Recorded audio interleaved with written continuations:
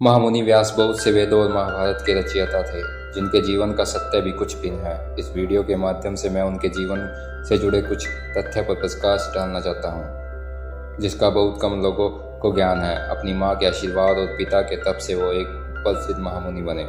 वेद व्यास जी की माता का नाम सत्यवती था। सत्यवती अप्सरा अदिति की बेटी थी। अदिति श्राप के कारण एक मछली बन जाती है और यमुना नदी में रहती है।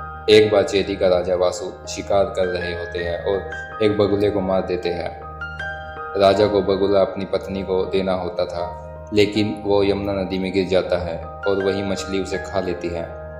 राजा उस मछली को पकड़कर उसका पेट काटता है और देखता है कि उसके पेट में दो बच्चे होते हैं, एक लड़का और एक लड़की। राजा लड़के को अपने पास रख लेता है और प्रजा को बताता है कि अब वो इस राज्य का राजकुमार है।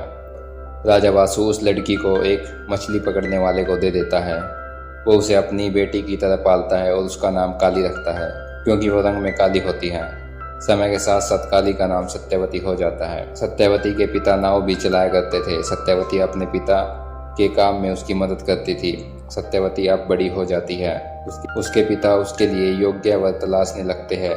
एक बार दिन के समय सत्यवती की मुलाकात ऋषि पराशर से होती है। वो सत्यवती को यमुना नदी के दूसरे स्थान पर छोड़ने को बोलते हैं।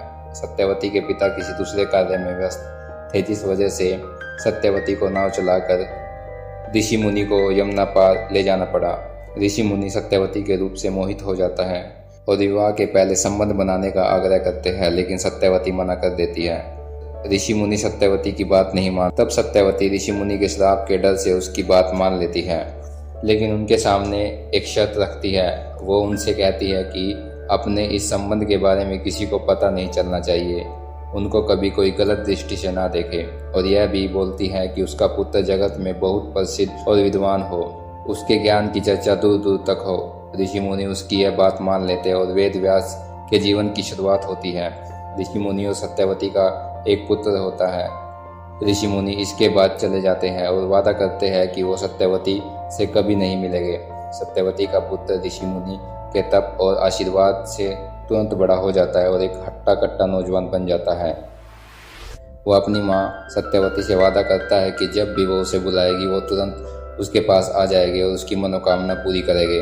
उस समय उसका नाम कृष्ण रखा जाता है। बाद में इनका नाम वेद व्यास पड़ जाता है। व्यास जी बहुत से वेदों और महाभारत के रचयिता थे। सत्यवती की वजह से कहीं न कहीं वो भी महाभारत के एक पात्र की भूमिका निभाते हैं। इसके बाद सत्यवती का विवाह हस्तिनापुर के राजा शांतनु से हो जाता है, जिससे उनके दो पुत्र चित्रगंधा और विचित्रवीर्य होते हैं। धृतराष्ट्र और पांडव विचित्रवीर्य के पुत्र और सत्यवती के पोते थे। यह थी महर्षि व्यास के जन्म की अनसुनी कहानी।